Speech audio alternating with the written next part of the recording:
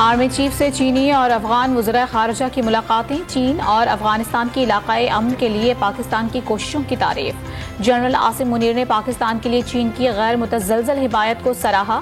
ISPR का बयान। पाकिस्तान में जल्द इंतखाबात ही मसाइल का हल है। मौजूदा हुकूमत इलेक्शन से खौफज़दा है। इंतखाबात का रास्ता रोकने के लिए हुक्मरान आइन शिकनी का रास्ता इख्तियार कर रहे हैं। इमरान खान की कनाडा की अपोजिशन पार्टी के रहनुमा से गुफ्तगू। आज़म ने सिर्फ पंजाब में इलेक्शन मुल्क के खिलाफ साजिश करार दे दिया। आइन साजी का हक कोई नहीं छीन सकता। पार्लियामेंट अपना हक मनवाएगी। शहबाज शरीफ का साबिक चीफ जस्टिस साकिब निसार पर PTI के एजेंट के तौर पर काम करने का इल्जाम। कराची में 26 नशिस्तों पर ज़िमनी बल्दियाती इलेक्शन के लिए पोलिंग जारी। UC13 न्यू कराची टाउन के पोलिंग स्टेशन पर कशीदगी।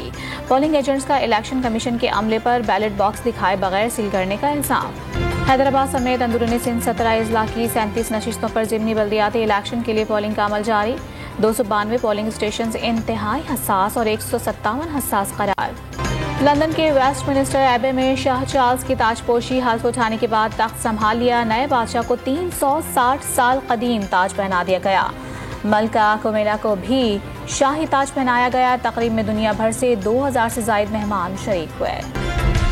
अमरीकी रियासत टेक्सास के शहर एलन की शॉपिंग मॉल में फायरिंग, 8 अफराद हलाक। पुलिस की जवाबी फायरिंग से हमलावर मारा गया। और पाकिस्तान और न्यूजीलैंड के दरमियान 5वां और आखिरी वनडे आज कराची में खेला जाएगा।